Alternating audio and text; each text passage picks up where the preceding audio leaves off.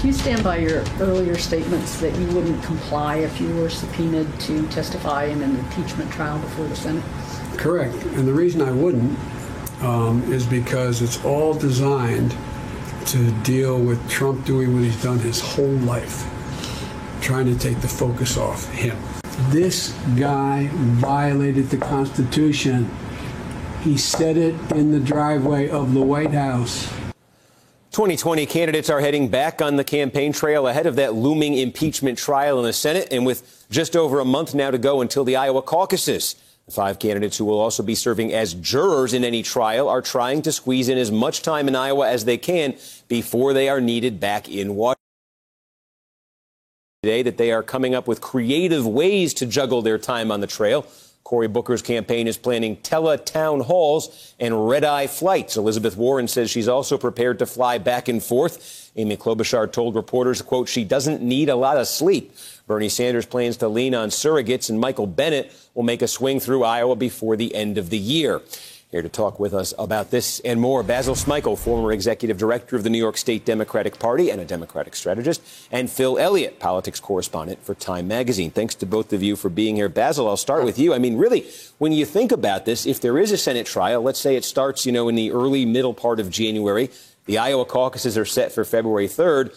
Elizabeth Warren, Bernie Sanders, Amy Klobuchar, Cory Booker, they have to be there as jurors. And not only do they have to be present in the U.S. Senate and not on the ground in Iowa, they have to be quiet. They have to be quiet. So they're not saying anything. There's no clips that can be taken from them just sitting there saying nothing, doing nothing really. So, yeah, this does hurt a little bit. It hurt someone like Amy Klobuchar, who was building momentum after the last debate. And you saw her sort of barnstorm through the state in an effort to get as many counties under her belt before she has to go through this process. But I think, you talked about Bernie Sanders and others, they're doing the right thing. You do these teletown halls, maybe you increase your funding for a canvassing operation, you really employ a robust surrogate operation if you don't already have.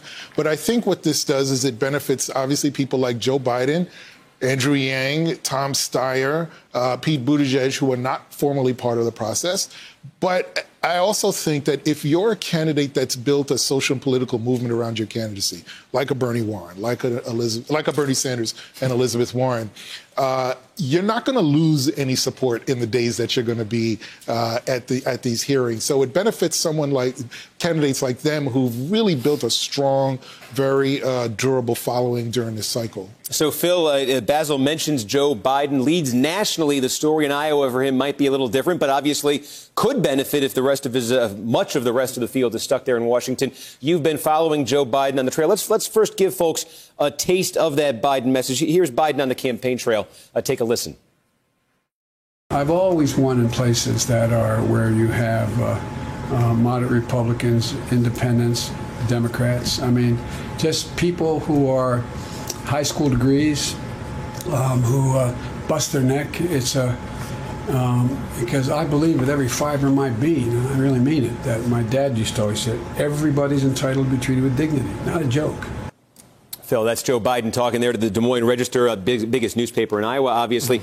That we see this in polls all the time. When you ask Democratic voters what they're looking for, just the idea of electability, the idea of being able to beat Donald Trump, you see that near the top of the list, at the top of the list often. Is that really the Biden message out there? Hey, Democrats, trust me, I can beat this guy? Well, it might not be what Biden's explicit message is, but that's what Iowa voters are picking up. I was out in Iowa last weekend, and I talked to more than 36 Iowa Democrats after events, and they to a T told me that the main draw they had for Joe Biden wasn't his chairman of Judiciary Committee, chairman of Foreign Relations, his role in the Bork nomination, all this stuff that has made his career such rich fodder for his critics, but it is that he alone is seen as the most dynamic to defeat Donald Trump. And really, Democrats in Iowa, that is what they're really looking for. I will caution, though, that talking with very senior members of the Biden orbit, they are also not only emphasizing the electability argument, but downplaying the importance of Iowa and New Hampshire. They're bracing for a long fight, one that may have some surprises in a couple weeks in Iowa and in New Hampshire. 2 states where Biden is running strong, but 2 states that don't really look like the base of the Democratic Party.